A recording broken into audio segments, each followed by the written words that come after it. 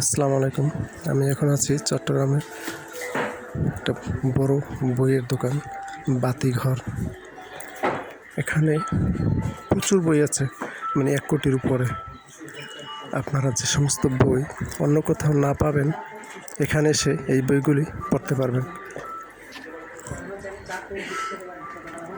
এখানে বসে বই পড়লে আপনার কোনো পয়সা লাগবে না, আপনি ফ্রি যে কোনো বই পড়তে পারবেন। শুধু বাইরে নিয়ে গেলে টাকা দিয়ে কিনে নিতে হবে। এখানে সবাই যে বই পড়তেছেন এগুলো ফ্রি, টাকা দিয়ে নয়।